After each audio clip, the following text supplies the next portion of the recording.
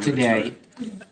I have to keep reminding myself, since this is the third seminar that I've been involved with Hanna this week, what she's going to be speaking about today. So if she, by chance, starts talking about death dust, it's simply because we've been programmed to do that at Stanford and here earlier in the week. And I must say, well, first of all, I think I know everybody here. I'm Bill Potter. It's my privilege to chair the meeting today. And I'm also especially delighted to again introduce Dr. Hanna Notte, who is the director of our Eurasia non-proliferation program. And is certainly, I mean, Jeffrey is in the room here, so I have to be careful what I say here, but she is certainly one of the two most prominent media personalities. Why are you going to set us up like that?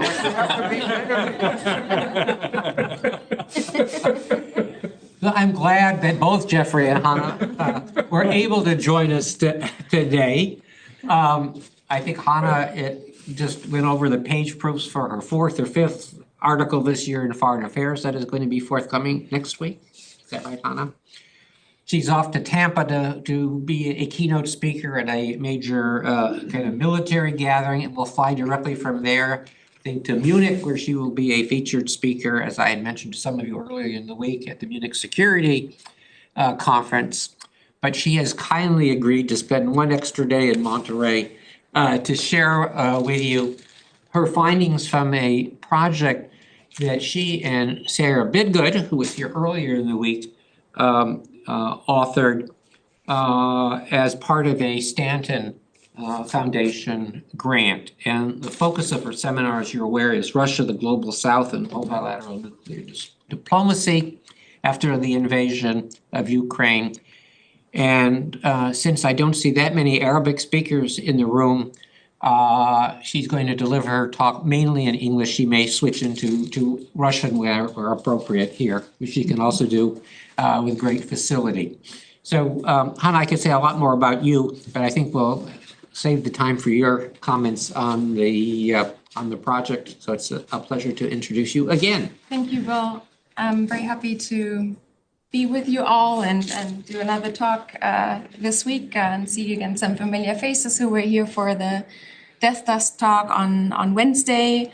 As Bill noted, Sarah Bidgood and I got a grant from the Stanton Foundation about a year ago to look at the impact of the war in Ukraine on multilateral nuclear diplomacy. So the dynamics in organizations like the IAEA, in the NPT review process and at the UN First Committee, and really look at it from the perspective of countries in what we like to call the Global South, so non-Western countries. How are they looking at what the war in Ukraine is doing to the discussion of nuclear issues in these forums? Is the war really a watershed, or was it just continuing previous and long-standing grievances and issues in these forums? So that was the aim of the project, because we felt that a year into the war at the time, the general impact of the war in Ukraine on multilateralism as a whole was fairly well understood. It was widely commented upon, what was going on in the United Nations, in the UN Security Council. There was also a growing perception that Russia, because of the harsh decoupling from Western countries, the sanctions, the isolation campaign, was intensifying its turn to non-Western countries for economic reasons, diplomatically. So there was this growing, intensifying Russian turn to the Global South. And of course, there was also a perception that the nuclear order was under heightened stress because of a perceived enhanced salience of nuclear weapons with the war in Ukraine, given nuclear threats. Some call it Russian nuclear saber rattling, NATO recommitting to nuclear deterrence, even enhancing the alliance, new concerns over proliferation, even proliferation cascades. Those concerns have not come to pass to date. And of course, we also had the issue over the safety of nuclear power plants in war zones, re-emerging to the fore with the situation around the Zaporizhzhia nuclear power plant. So overall, this feeling that the nuclear order was under enhanced stress. And so what we wanted to do with this project was to understand how all these issues, a crisis in multilateralism, an enhanced stress test for the nuclear order, and Russia's intensifying relations with the global south, how all these dynamics would intersect in forums, in institutions that deal with nuclear issues. And so what we did is, first of all, we studied the record and statements by countries in the global south prior to the invasion of Ukraine and following the invasion of Ukraine, in the NPT process, at IAEA general conferences, in the UN First Committee. So we looked at official records and statements. We also attended some of those meetings as observers.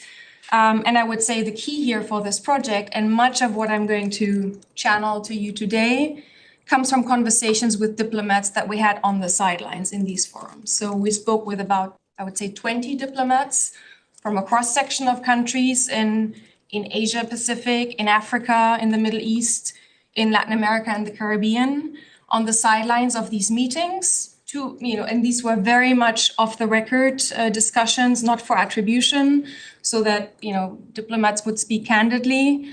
And we had those conversations, and so much what I'm going to channel today is reflective of that. I will just say one last thing before I'll go into the findings, which is that I'm well aware that usage of the term Global South is controversial. A lot of people don't like the term for very good reasons. Of course, also the Global South is not at all a monolith.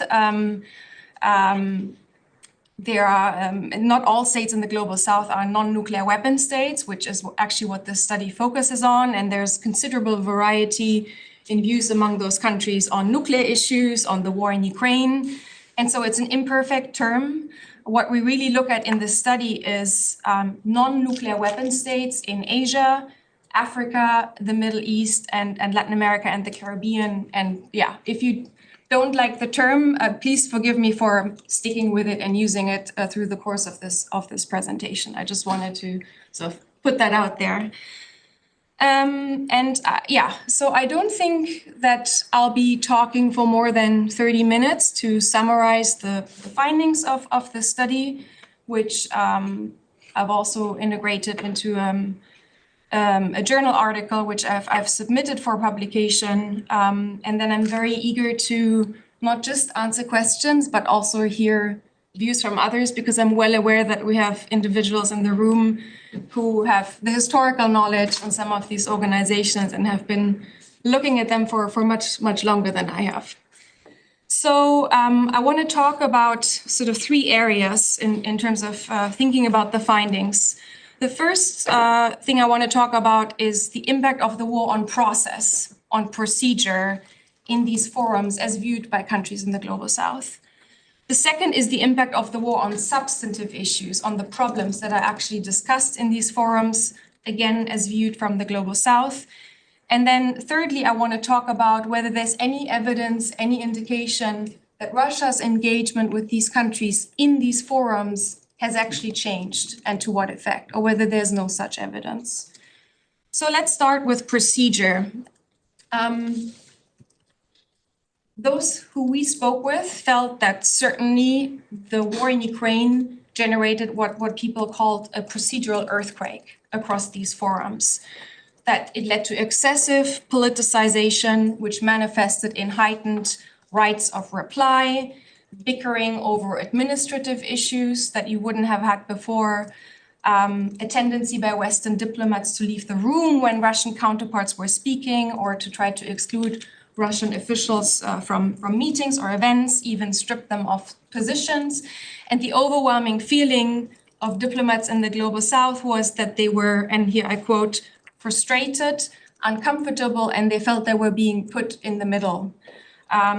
Some argued that, and this is meetings in Vienna that we attended on the sidelines of the IAEA, that the Vienna spirit, so this practice of trying to insulate technical work from broader political agreements, was being severely damaged, though we can have a debate as to whether the Vienna spirit ever actually existed. I think some doubt that, but this is a notion that came up in the interviews. And on this feeling of being caught in the middle between Russia on the one hand and Western states, there was an overwhelming feeling among diplomats that they were expected, especially in the first year after the invasion or the initial months, to criticize Russia for not just for the war, but also for its actions in the nuclear realm. And diplomats were reluctant to do that. And they cited overwhelmingly an aversion to quote unquote name and shame. That is something that they don't do. There was also a feeling of Western double standards in expecting these diplomats to join the pressure campaign, and diplomats would evoke Trump's irresponsible rhetoric regarding the DPRK or Israel's bombing of the reactors in Syria and Iraq as previous instances of irresponsible action in the nuclear realm that didn't elicit the same kind of response by Western states. So an accusation of double standards. And, I will just make a very general remark, which is, it's not news to you probably because it's been sort of widely talked about. But generally speaking, there was great frustration and consternation among diplomats that they felt Western diplomats were approaching them with this expectation to just fall in line and pressure and isolate Russia, especially in the early days of the invasion. It really didn't go down well.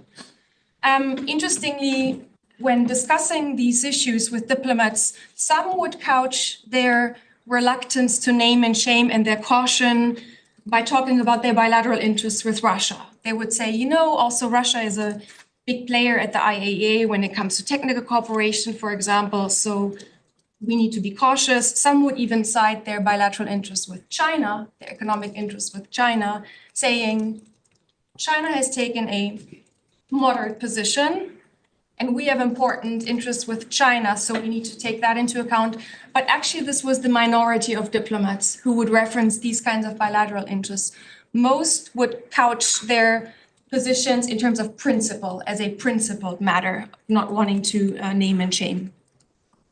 In terms of the procedural impact of the war, what you also had across these forums, not so much the NPT, of course, because we don't have voting there, but at the IAEA General Conference and the UN First Committee, was an increased tendency towards voting. So at the IAEA General Conference in 2022, we have this standoff over the nuclear security resolution because of Ukraine-related language that left many diplomats unhappy, I think not just in the global south, also others. But what they told us was that this is setting a dangerous precedent, first of all, this voting at the IAEA. More countries might feel emboldened to move things towards votes in the future, and that will weaken the IAEA's mandate. Because if some countries don't support a resolution, then the mandate is being diluted. I will say, though, that there was also a perception that things were improving 1 year into the war, because what you had at the 2023 General Conference was Western states introducing a new resolution, a Ukraine resolution, in order to depoliticize the technical resolutions that had been problematic in the year before. And this was received quite positively by diplomats of countries in the global south who appreciated that effort, who appreciated also the consultation that happened prior to the vote on the Ukraine resolution, even though some still abstained, and felt that it was what was in the resolution was exceeding the mandate of the IAEA. At the UN First Committee, what you had after the invasion of Ukraine was enhanced tendency to move towards voting on resolutions paragraph by paragraph, and generally more voting, which was partially a function of simply more resolutions being introduced. So Russia would sometimes introduce a competing resolution on a same issue that on which we already had a Western-backed resolution, and also an enhanced tendency by states to try to exploit the rules of procedure, for instance, introducing amendments on the floor. So this was something that was also sort of generally evoked, that these kinds of practices just became a bit more widespread with the war. And I'll just say that regarding the UN First Committee, the one in 2023 happened, I think, just after October 7th. So there was also a perception that what was happening in Israel, Gaza was generally further aggravating the atmospherics at the UN. And then finally, there's another issue where actually the evidence wasn't completely clear. There was this notion that states have become more willing to stand alone on an issue. So the way that Iran behaved at the last NPT PrepCom last summer, blocking the chair from submitting the draft factual summary, even as a working paper under his own authority, which is something that hasn't happened previously, and wasn't, at a minimum, wasn't hindered by Russia and China to act up this way, was seen by some as indicative of a general tendency that states have become more self-confident, in sort of standing their ground on an issue like that, standing alone. But it wasn't so clear whether we can really attribute this to the war in Ukraine, whether we can make that causal link. Some diplomats also felt that this can simply be due to an individual diplomat, who's behaving in a certain way. And the final thing on procedure was that in terms of dynamics within coalitions and alliances of countries in the Global South, so, for example, the New Agenda Coalition or OPANAL, there was a feeling that, especially when the war broke out, things also became a bit more contentious among these countries, that there was more heated discussion, more haggling over statements as they related to sort of language on Russia or the war in Ukraine, and that it took longer to negotiate these things, and sometimes just you'd have to reduce it to the lowest common denominator. So much for procedure. I'm going to now move on to substance and the issues that are being negotiated. A general remark, and this is again very much in line with the impact of the war in Ukraine on multilateralism in general. States in the Global South felt that in multilateral forums, discussions became excessively focused on Ukraine after the invasion, to the detriment of other important issues. And sort of a grievance or a perception that crises and conflicts in other regions never gotten the same level of attention in multilateral forums that Ukraine got over the last 2 years.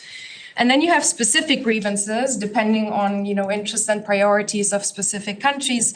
Interestingly, some would say that peaceful uses and technical cooperation, especially at the IAEA, was receiving less political capital, sort of being pushed down as a priority, which might have been a perception, but I'm not sure it's actually borne out by the evidence. If you look at technical cooperation by the IAEA, there doesn't appear to have been a slowdown in activity as a result of the war in Ukraine, but still there was a feeling that it was becoming less of a priority. More importantly, of course, the issue of nuclear disarmament, the frustration among non-nuclear weapon states, not just in the Global South, but generally on the slow progress on Article 6 commitments under the NPT is not a new thing at all. It, of course, precedes the war in Ukraine. I think if you sort of read across statements at the 2022 REFCON, the 2023 PrepCom, the UN First Committee in both years, you would just maybe walk away with a sense that that frustration has become even further elevated because the deterrence versus disarmament debate has gotten new fuel with the invasion of Ukraine. And so what we also saw was that support from among the Global South for the TPNW, which had entered into force in January 2021, remained really solid after the invasion of Ukraine, even though there were some experts arguing just after the invasion that the war in Ukraine might become a contentious issue among states parties to the TPNW, which is not really something that we saw. Maybe with, except a few exceptions like South Africa not wanting to see language that called out Russia specifically at a meeting of states parties of the TPNW. I think that was the only evidence that I found where that became problematic. Of course, there's been a heightened focus on nuclear risk reduction since the invasion of Ukraine, and as a general impression, I would say that that's been tolerated by countries in the global south, but clearly just as an interim measure, as opposed to a substitute for efforts towards disarmament. So if you look at statements by Brazil and South Africa at the PrepCom last summer, you can see that very clearly, countries making that point. And then interestingly, on the nuclear issues related to the war in Ukraine itself, so the situation around the Zaporizhzhia nuclear power plant, nuclear threats being issued by Russia, when we asked diplomats how these issues should have been dealt with in an ideal world, according to their opinion, at these various fora, what we usually heard was that they should either be discussed at the UN, so they don't belong here at the IAEA, or they don't belong here at the NPT, or they should be tackled in principle. So you should discuss it. You should discuss nuclear threat. You should discuss nuclear power plants and war zones, but without making reference to Russia, without making reference to the specific situation. Coming back to the notion of no naming and shaming. And regarding nuclear sharing, once Russia had announced its intention to deploy nuclear weapons to Belarus, we also did not see countries sort of calling out Russia over this or specifically voicing concerns about Russia. And really what we saw is a rejection of a talking point that emerged among Western diplomats, which is that there are illegal versus legal forms of nuclear sharing. That is something that countries have rejected. Russia and the global south in these forums. I'll start with a general point, which perhaps some might disagree with in this room. It's sort of my overall feeling of where we're at 2 years in this war. I think overall, the Russian Federation has deprioritized nuclear non-proliferation as a result of the war in Ukraine. The delegations that they have sent to NPT meetings have tended to be not very senior, which is an interesting point. But I also think that if you look at Russia's behavior on the DPRK, for example, or on talks to restore the JCPOA, I don't think that it is a priority for them at this point, given the broader confrontation with the West. And what Russia has done in these forums is to take what has been a long-standing and general critique of a dysfunctional, quote-unquote, rules-based international order, which is Russia's derogatory reference to what it calls the West's substitution for international law, actually sticking with the rules.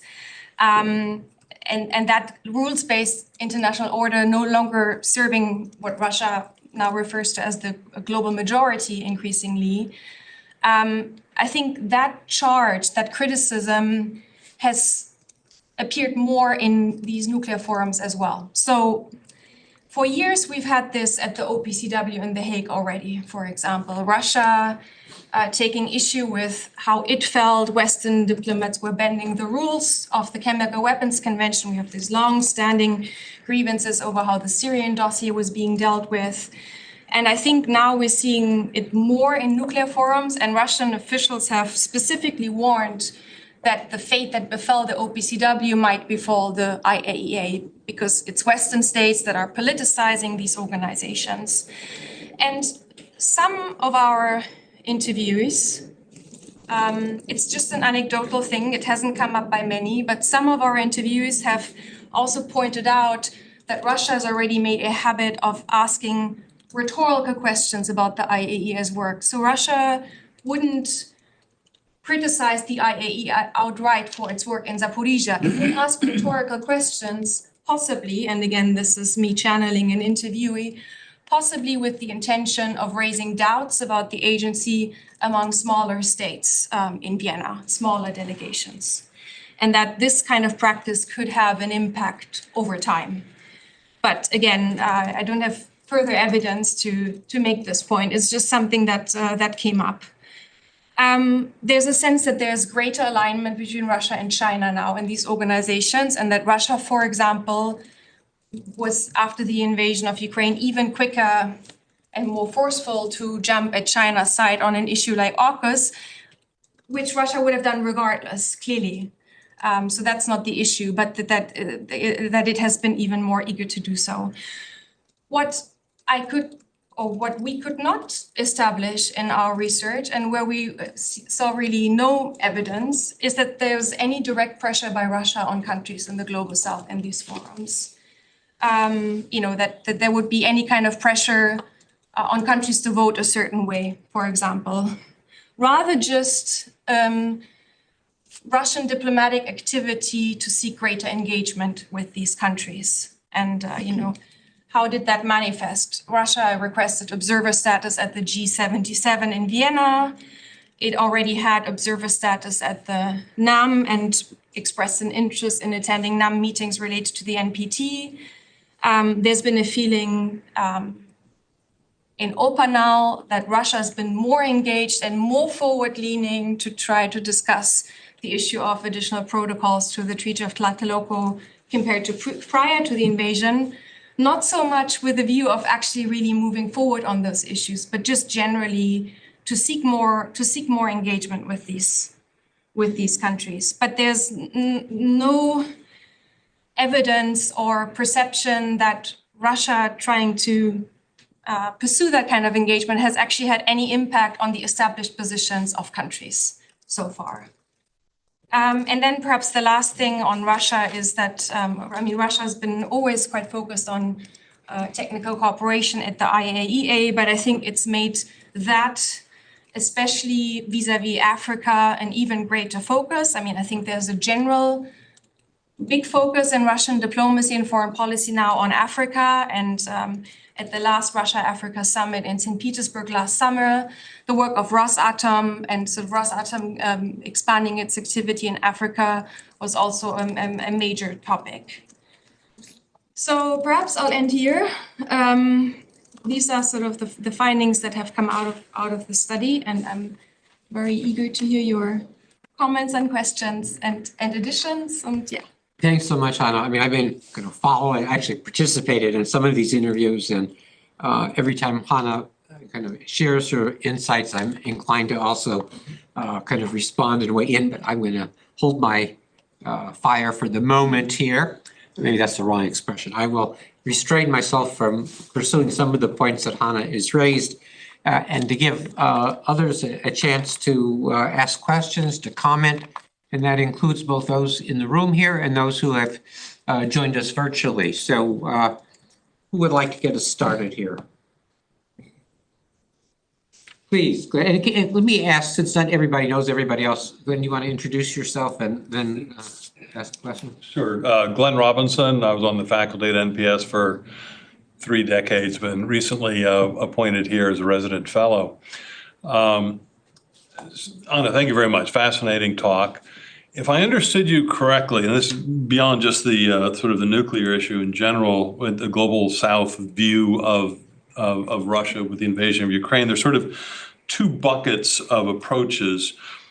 One is sort of utilitarian, right? That Russia is an important trade partner, strategic partner, et cetera. And so there are countries that won't speak out against the Russian invasion because, again, for these utilitarian purposes. A second basket seems to be Western hypocrisy, sort of, including, here we go with imperialism again, and sort of you hear echoes of that. What I didn't hear, and this is my question, in your interviews, were there people making a normative argument, that sort of a Mearsheimer type argument, that this was actually a justifiable, even the right thing for Russia to do, sort of the NATO expansion, forcing Russia's hand? You're familiar with that argument. Did you get that in your interviews, or was it just kind of those first 2 buckets? Thank you for the question. So I didn't hear it so much in those interviews because we tried to keep them really narrowly focused on what was going on in these nuclear forums, as opposed to getting folks' ideas about why is this war happening, But I would say from other research where, I'm very interested in Russia's relations with the global South in general, especially with Africa and the Middle East, the notion that, in fact, NATO, the West, the United States is to be blamed for this war, I think is fairly widespread. And interestingly, there's even two narratives that fall into that basket. So I have heard the argument that NATO, through its expansion, through its approach vis-a-vis Russia, drove Russia into this war and left Russia no choice but to, go into Ukraine because NATO is constituting a threat to Russia. So essentially sort of a Russian talking point. That is one view. But I've also heard something completely different, which is that NATO is to be blamed for this war because they never posed any real red lines to Russia prior to February 2022. So if you talk to certain Syrians, for example, they will say, well, you guys, the United States, you let Russia get away with this and this and this and that, with Crimea in 2014, with the war in Syria, and you never really restored deterrence. And that's why we've gotten to a point where Russia felt so emboldened that it invaded Ukraine thinking it could get away with it. So the sort of NATO is to be blamed has sort of there's two sides to it depending on who you ask. And I would say there's no uniform view on this. I mean, also I've also spoken with people in those countries who think that the war against Ukraine is illegitimate, and that Russia had no reason to invade. But the argument that the West is to be blamed, in my own perception, and obviously I can't put numbers to it, it's just sort of anecdotal, the view is fairly widespread. Yeah. I mean, it's just to follow up, because it's really interesting that, I think you put it very, very, very well, this really contradictory views of NATO is too active in pushing the envelope versus NATO is too passive in letting, Russia get away with Crimea and other sorts of things. Those seem to be sort of contradictory arguments, but the ones that you've heard. Yeah. Yeah. I think so. If I can I also weigh in just on a kind of a methodological issue, which I think Hanna hinted at, but maybe it's important to make more explicit. She talked that we're not really talking about a monolithic set of interview responses. And so we get very contradictory responses from individuals, some from the same region, some from different regions. And so it's another factor which complicates how we interpret the findings. I mean, it's not a tiny N, but it's not a huge N either. And so that is one point. The other point that I would note here, and that has to do with Hanna's commentary having to do with the explicit reference to pressure that might have been applied. It's very hard for me to imagine most diplomats with whom Hanna spoke saying to her, yes, Russia indeed twisted our arms on this, that, or the other thing. I mean, I have known many of these diplomats for a very long time, and some of them are, I count them as some of them actually my close friends, others friends and people that I've dealt with for some instances decades. And so they may be open up a little bit more, and they might, if I had asked that explicit question, might have shared some examples, not just on this kind of an issue. I mean, and it's not just Russia doing this. I mean, John will recall the battles over the NSG exemption and the India policy generally, and how frustrated many of the senior diplomats were by the pressure that was applied. And this is not mainly by Russia, but by the United States, the French, the Brits.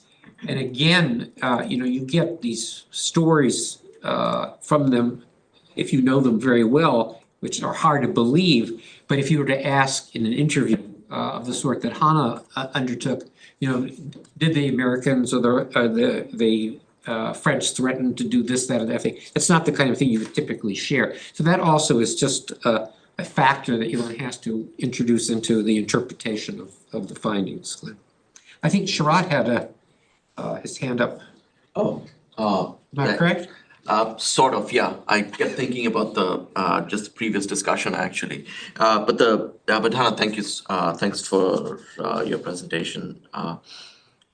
So one of the phrases or one of the points that kept coming in my mind as you were talking about the different views of diplomats and officials from the global south was how does this fit into their thinking about multipolarity? Because that's a phrase that I often see, being used, especially when it comes to, when you see different indicators, whether it's about pressures on international organizations or more engagement, as you said, of Russia in Africa, or whether it is Russia,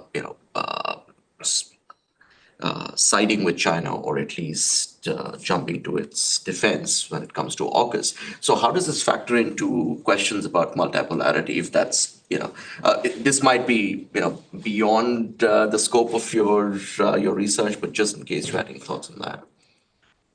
Yeah, good question. I mean, first thing I would say is that there's a general, and I think this is not new, it's not a result of the war in Ukraine, it probably happened before. There's this general feeling that when the great powers fight, it's the other countries that suffer. So one diplomat said to me, this phrase that when the elephants fight, the grass gets trampled, was a strong feeling, I think, coming back with the war in Ukraine, when these countries think that they, should be able to pursue their own interests in these organizations that are meant to serve all countries. But that's not so much to answer your question on multipolarity. On that, I would just say, and it comes back to perceptions of the war in Ukraine. I think you said there's the utilitarian basket, and then the one on Western hypocrisy. And on the utilitarian one, I would say that there's something I have heard from people in countries of what we would call the global south on the war in Ukraine, is not just this idea that, we might have this or that very specific interest with Russia, and therefore we're cautious because Russia sells us arms or it builds a nuclear power plant, but a much broader notion that the world is changing, that the West is in inevitable decline. It's a done deal, it's happening, and other powers are becoming more important. Russia, China, but not just, also other middle powers. And in this changing world, in this more multipolar world, it would be imprudent to hedge your bets only on the West or the United States, because there's sort of shifting dynamics in the world. Again, this didn't come up so much in these interviews, but I think it's sort of more generally a notion that I've heard. Great. I'll call on John in a moment. I think Laura is probably going to tell me that somebody on the... Yes, thank you. We have a question from Spencer Urjevic online. Okay. I don't know who this was. Let me ask Spencer first, and then I'll call upon John, if that's all right, John. Sure, of course. Spencer, go ahead, please. It'd be helpful if you turn your microphone. Yes. Thank you for this talk, Hanna. It's very interesting. I'm curious in your research, and again, I'm not quite sure how long you ran this period from, and so if you were able to detect any difference, but how much of a difference you heard after Israel's invasion of Gaza. Because it seems to me that that is really the straw that breaks the camel's back on any sort of issue of credibility, particularly coming from the West, when it relates to responsible nuclear behavior, particularly when you consider that Israel, unlike Russia, is a nuclear actor outside of the global non-proliferation regime with clear disregard for it. And that Israel and the issue of Israel and Palestine has been such a clear issue of importance close to the heart of the NAM and other global organizations representing the quote-unquote global South for a long time, that this whole conflict has really, even though it has absolutely nothing to do with Russia in a way, that this has in a way killed any sort of hope that the global South, quote-unquote, could take a clear stance against Russia. And so I'm curious if you saw any sort of solidification following the events of October, the beginning of October, or not, or how you think that might play out in the future. Thanks. Yeah, thanks, Spencer. So we didn't really probe it because the project ended in October, just a few weeks after October 7th. So we didn't really have a chance to go back to the diplomats that we'd spoken with.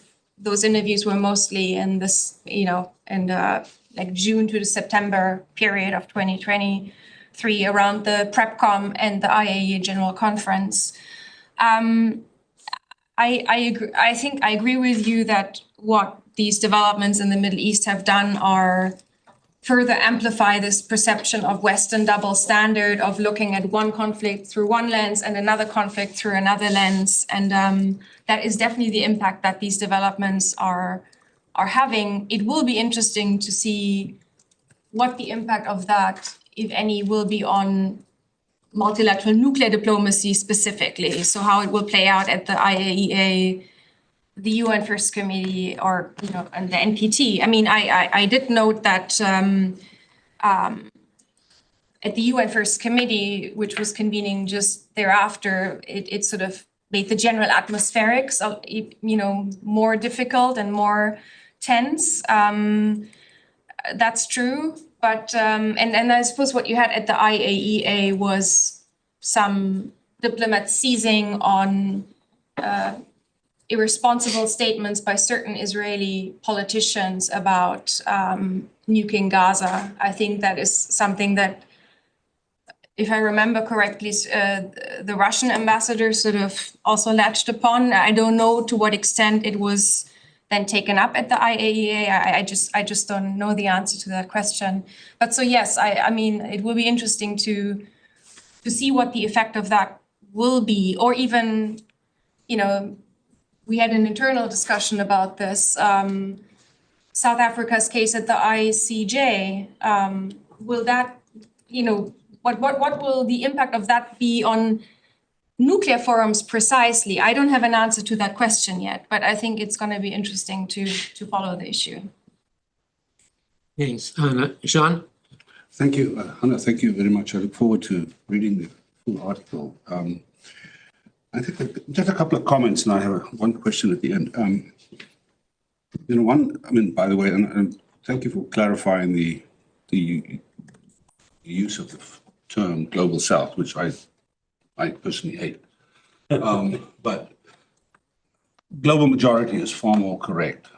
And it's not just Russia that referred to that. But put that aside. I understand why you use that. Two comments, one to Bill's and one also to Spencer's, that I was going to make. If you talk to delegations, I've been a delegate myself before, there's a difference sometimes, but a member of a delegation will tell you privately and what that government does. Having served the apartheid government, I can tell you that with first-hand experience.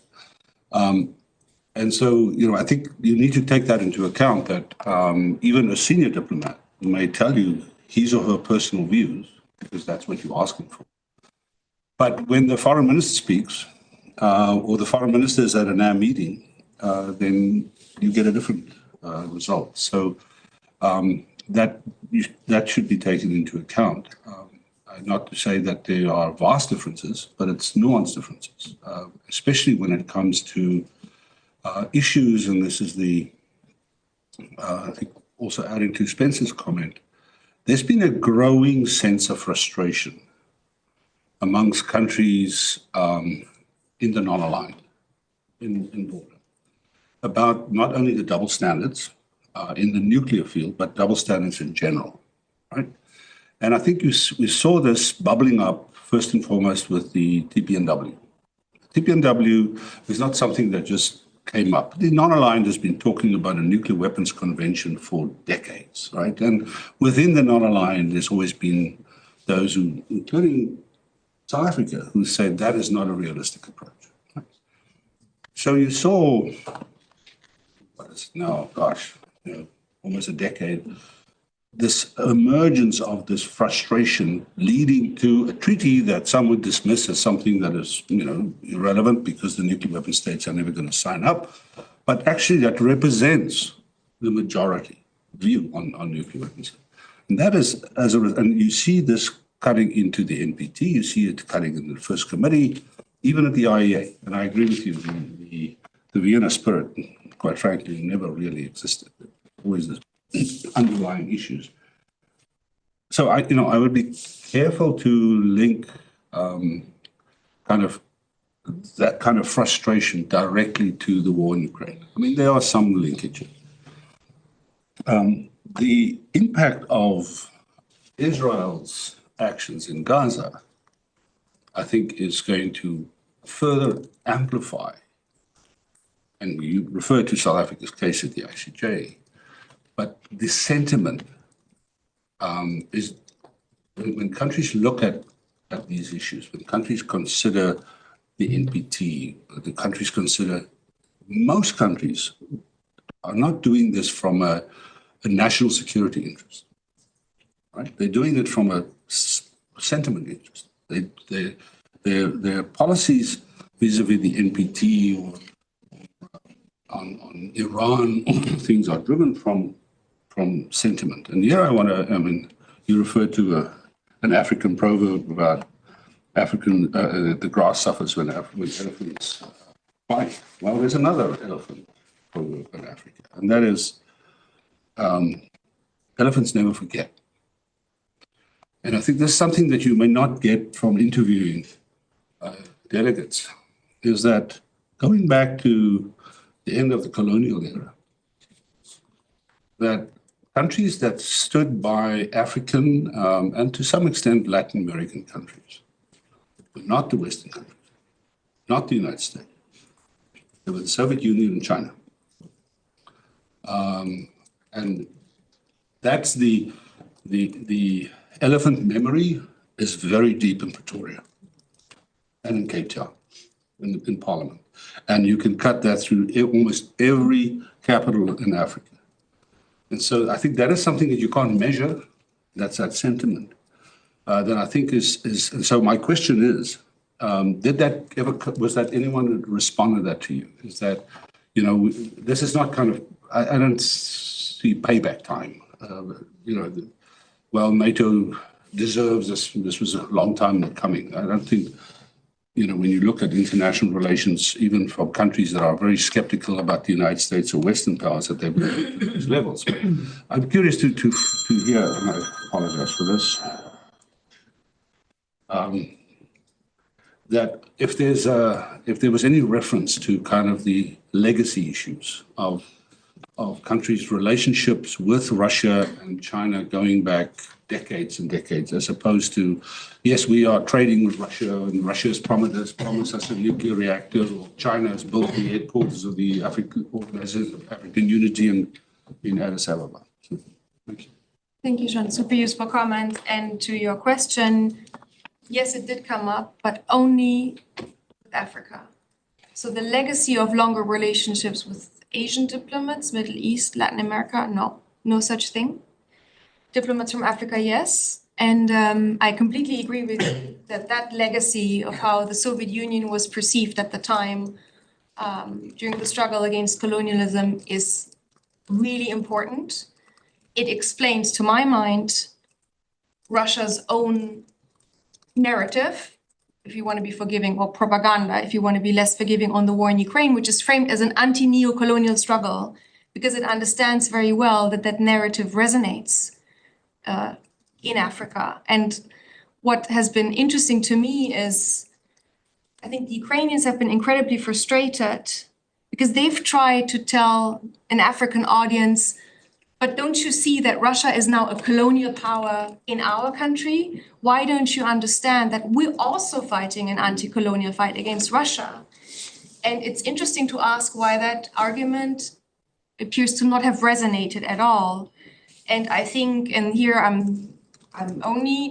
have no evidence. It's just sort of me speaking my mind about what I think might be going on. I think, and this is maybe partially coming from sitting at conferences where this issue was discussed. I remember being at one where a Ukrainian activist challenged a senior diplomat from an African country And that diplomat got very upset, sort of, we've really experienced colonialism. Who are you to compare what you're experiencing with what we went through? So I'm wondering whether there is, and I don't even know how to say this politically correctly, but whether in the minds of people in the global South, white Europeans can actually be seen as colonized is a question that I have. And also whether Ukraine is truly regarded as a sovereign state that is separate from Russia, or whether there's still this overhang and this tendency to sort of look at the countries around Russia as part of, the former Soviet Union, sort of part of the same political entity. I'm not saying that I'm certain that this is what's going on, but it might be one explanation for what's going on. Thanks, Hanna. Let me share a few observations, having followed this, I think, very interesting, research effort over at least, I followed it at least since this past summer. One, I find it odd to hear this refrain about we cannot tolerate naming and shaming. Because it's an old, the whatever you want to call it, the NAM, the non-nuclear weapon states, the global South historically have indulged in this naming and shaming repeatedly. There were different targets for this. It used to be the Soviet Union and the United States who were named and shamed with respect to disarmament. Israel, without any hesitation, is named and shamed. DPRK, named and shamed. So it's very selective in terms of the application. And so I'm always struck when this is now surfacing as an argument for why you can't employ it. Secondly, I think it was very interesting at the two meetings that dealt with the NPT this summer.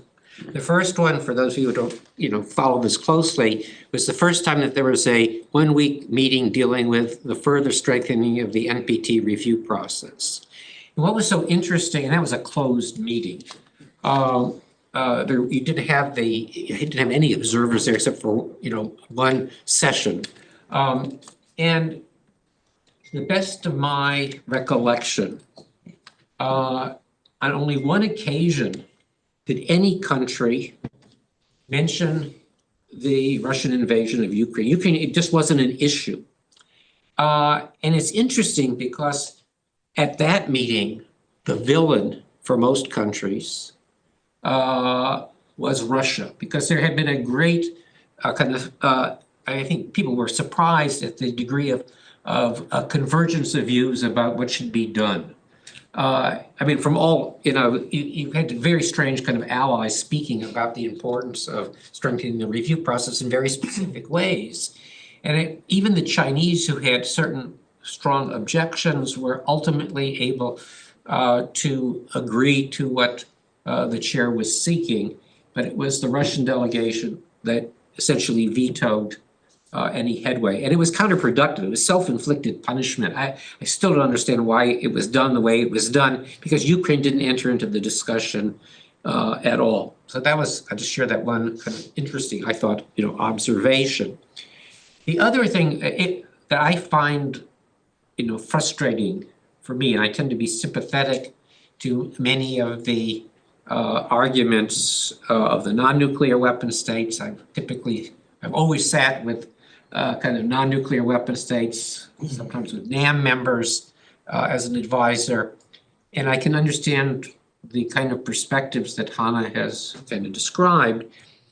But on the two specific issues having to do with Russian nuclear weapons sharing with Belarus and with the de-ratification of the CTBTO, I really find it disingenuous for many countries in the global South who have been so opposed to the question of NATO's nuclear weapons sharing, have been in the forefront of promoting the CTBTO, to either be silent or, in the instance of the TPNW deliberations, essentially defer to the positions of a few countries. This was most apparent within the new agenda call debates that went on.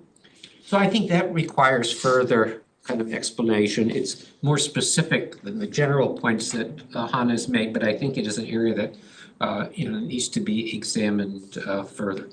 So I see Sig Hecker has his hand up there. Sig, if you want to unmute and share your perspective, we would welcome it. Thank you. So of course, I have accolades for Hanna. That was very nicely done. A great piece of scholarship. And I thought the idea of going to the diplomats and getting their reactions was really interesting, because I've been trying to do very similar things, but only from what I can learn as what's written down or what's reported. And so you've given us really important insight. And so I think I understand all of that, and it's very valuable. But I have a different question. I have a question for Hanna, and not based on this scholarship, but based on what you think. You live there in Europe. I used to live there when I was much younger. And you've watched this happen. And so what I'm curious, from your own personal perspective, what could we have done differently in order to get a different reaction, if at all possible, from the non-nuclear weapon states / global South? And by we, I mean, of course, United States, but also Ukraine or Europe. Could we somehow have done things differently where it would have had different results then? And indeed, a greater, I can only say, disgust, for what's happened in the Ukraine. Is there something we could have done to have the other countries look at this in a different way than what you found? That's my question. Yeah, thank you, Sig. Yes, something, ideas did come up in these conversations. I think that the mistakes that were made by Western diplomats were predominantly made in the immediate aftermath of the invasion, when emotions were running very high and everyone, certainly sitting in Europe, but I'm sure it was similar in the United States, was incredibly agitated about this war. And so what diplomats did, and what, again, didn't go down well, was sort of this demanding attitude towards diplomats to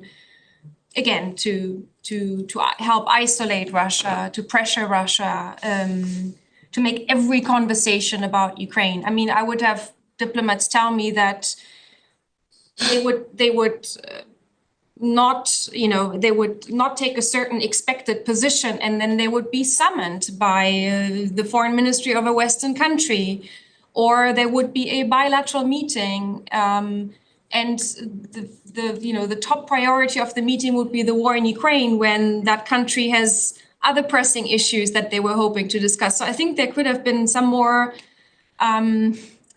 in German we say Fingerspitzengefühl, which is like, I don't know what the English word is. It's if you approach something in a more delicate or refined manner, perhaps, and with greater sensitivity for what maybe your interlocutor, where your interlocutor is coming from. And I think there was a widespread perception that perhaps that was missing, but also that things changed. So speaking mostly to diplomats in 2023, 1 year into the invasion, there was a sense that, that engagement on the Ukraine issue had changed, that Western diplomats had, quote unquote, hurt, these countries and learned to engage on these issues in a different way. Another thing that has come up, at least it was evoked by some diplomats, was that Ukraine perhaps could also do more to reach out to countries in the global South itself to make its own case, that perhaps Ukrainian diplomats haven't done enough of that. And of course, the question then becomes, well, why is that? Perhaps because they have only so much bandwidth, being a country at war, in diplomacy, to, where they're going to focus their efforts. My immediate reaction to that criticism would be, well, probably Ukrainian diplomats have been very focused on Western audiences in order to make the case for continued support for Ukraine. And that is where the diplomatic focus has been, but it has perhaps come at a certain cost. So there have been diplomats from global South countries tell me in the interviews, we have not heard enough from the Ukrainians. They don't seem to be prioritizing their bilateral engagement with us. And so that is something else that has come up. Thank you, Hanna. That's great. Thank you very much. Please, Kim, you want to introduce yourself too? Because you're not as Yeah, familiar sure. to some of the folks. Yeah, so my name is Kim Westerich-Felder, and I'm currently a visiting research scholar for the next 4 months here at CNS. My question focuses on recent discussions in Europe. So after the war, there was a lot of discussion within Europe how it could increase its capacities to act. And that focused mostly on conventional military capabilities. But recently, what I've perceived, at least in Germany, is that there is also rising discussions about Europe trying to or it was suggested that it should have its own nuclear deterrence. So that was actually, I heard that from certain think tanks, but also from political figures. So I'm just wondering how that sort of discussion is reflecting on the global South countries, and if that somehow also affects their relation to Russia. Thank you. Yeah, it hasn't come up directly. I mean, discussions in Germany or Poland or elsewhere. What has sort of come up is this general notion that nuclear weapons are back in vogue, that the war has brought them back in vogue, a conventional war waged under a nuclear umbrella, leading to a recommitment by the NATO alliance to those weapons, Sweden and Finland joining. And that has generally fueled a frustration or, simply the disagreement in the disarmament versus deterrence debate, the logic of nuclear deterrence. That's long-standing, but it just has added more fuel to that. I haven't had any conversation where specific debates in specific European countries have come up. I would also personally, speaking as a German, I'm very skeptical that we're going to really move into that direction as Germany. I do agree that things really have changed in Germany since the war began, because before that we had very powerful constituencies pushing for the end of nuclear sharing in Europe, for observer status to the TPNW. And those voices have become quieter, and you have now politicians, prominent politicians, even from the Green Party, which always was at the forefront of nuclear disarmament, sort of, like Joschka Fischer sort of saying, oh, we probably need nuclear weapons in Europe. We cannot do without them. So you've had a shift in the debate. But personally, as far as Germany is concerned, I'm quite confident that we're not going to move so far into that direction. But yeah, it hasn't come up specifically in the interviews, just as in more broad terms. Thank you very much. Do we have any other questions that people would like to raise? Yes, please. Grace, you want to introduce yourself too? Thank you. Yes, my name is Grace. I'm a NPTS dual degree student between MIS and MGIMO in Moscow. And I'm If you interested. could speak up, we have a new system in here. I don't know how sensitive the mics are, Grace, but. Okay, I'll try to speak a little louder. Thank you for bringing this talk to us. This is just fascinating. I'm at the beginning of my education, so I don't know a lot about this, but it seems to me that Russia's been engaged in a funny mix of a hard power, soft power campaign in its near backyard. And I'm wondering, do you see like a soft power campaign in the global South from Russia? And like what the differences would be between the way it's interacting and engaging in the places that you studied compared to like Central Asia? Okay. I can't speak so much about Central Asia and Russian engagement there because it's just not my area of expertise. But a soft power campaign in the rest of the world or the non-West, absolutely. That is a big focus of Russian foreign policy today.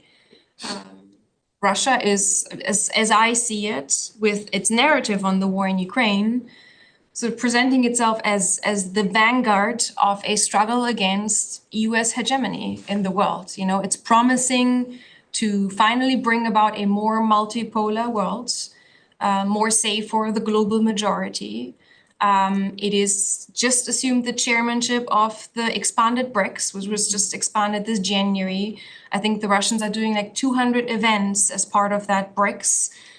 So there's a big effort to sort of enlarge diplomatic forums or clubs among those countries, sort of countries that leave Western countries out. Shanghai Cooperation Organization would be another example. I think if you just look at, you go on the Russian Foreign Ministry website and just see who diplomats are meeting with, what their engagement is. I mean, they don't have much engagement with Western states anymore. It's done, and it's not just Russia's doing, it's also that the West cut ties, right?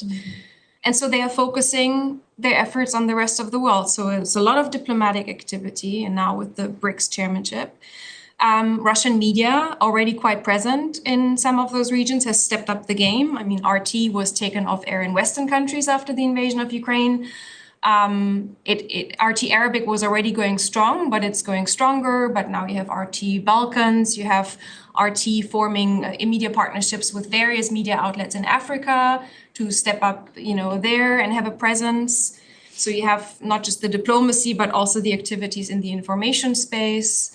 You have things like Russia promising free grain to certain countries in Africa, and we've just seen some of those deliveries, where Western diplomats get really frustrated and they say, but Russia walked away from the Black Sea Grain Initiative. Can't you see that what Russia is doing in a global market of food supply is harmful? And first of all, when I confront I discussed this with someone from Africa the other day, and I made that argument. The response was, well, if the West hadn't pushed Russia into this war, we wouldn't be in this place in the first place. That was the first thing. And then there is also this effort on sort of grain diplomacy to step up. So there's sort of many things going on in terms of soft power outreach. There is sort of the question where all of this is going, what Russia really wants, and whether Russia can, has a vision for a global order, for a post-Western order that goes beyond just pointing out everything that's wrong with the current order. And that's for me a big question mark. I don't think that Russia truly wants a multipolar system in which all states are equal, because I do think that Russia fundamentally believes that some states are more equal than others. But, for the moment, the fact that they don't have a concrete vision for what's supposed to come after doesn't seem to be a problem for the appeal of some of Russia's talking points. And so, yeah. And now, of course, since October 7th, at the UN Security Council and elsewhere, Russia has also, instrumentalized what is going on in the Middle East to further underscore its own points about Western hypocrisy and double standards. And so there's many aspects to it, I think. Yeah, thank you very much. I see there's another person. Yes, we have Chelsea Mai from the online audience with a question. Okay. Hi, good afternoon. Can you hear me? Yes, thank you. Yes, my name is Chelsea Mai. I'm currently a visiting fellow with CNS. I just want to first say thank you, Hanna, for the presentation. I think it was excellent. Of course, when it came to the Global South, I think the Global South did not respond as was anticipated, with most of them either abstaining or not voting at all when it came to resolutions to condemn Russia. So my question is, do you think that Russia's invasion of Ukraine has revealed an evolving nature of the foreign policy of the Global South as it relates to the Global South countries being non-aligned? And in your view, do you think from this invasion of Ukraine, do you think that their foreign policy is moving more towards that of strategic autonomy, which I think is more suited in this current era of multipolarity?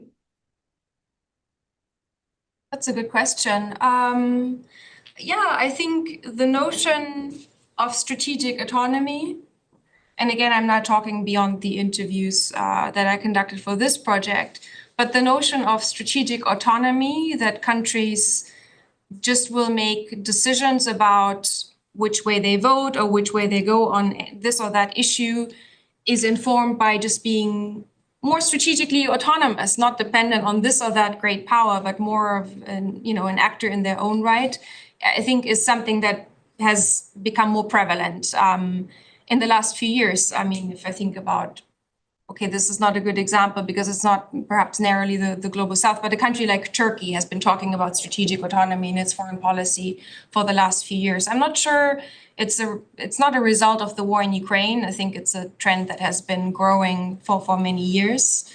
But yeah, so I'm not sure I can answer the question whether it really leads to the abandonment of the notion of non-aligned. Yeah, I don't know. I would have to think about that more. That's not something, where I would really be able to point to the evidence. But yes, the idea of strategic autonomy, I think, is something that's being invoked more and more by a host of countries. Yeah. It's an interesting question. I'm a little bit reluctant to comment here because I think Jean and I will probably then engage in another, half hour of commentary. But something we really didn't focus on, or Hanna didn't focus on in her remarks, was the evolution of different regional and political groupings. And there were trends that were underway also well before the invasion of Ukraine. And that, I think, also has a bearing on how states may exercise positions in a different fashion than they did previously. So I throw that out there as a kind of an observation that merits a lot more discussion, but I'm not sure that we want to go into that at this moment, although I'll give Hanna the opportunity if she wants to. Someone else would need to take over if we talk about the historical evolution of regional groupings. Okay, but thank you very much for the question. Any other questions before we wrap up today? So again, I mean, I've been saying this for the entire week, and I'll continue to say it, I'm sure, going forward. It really is an impressive bit of scholarship, Hanna. It's another dimension of the breadth that you have as an analyst. And I think the product, I hope it will see it in print soon, but I think it really is important both for the methodology that was employed and for the findings that you have shared a sample of today. So thank you so much, and please join me in expressing our appreciation.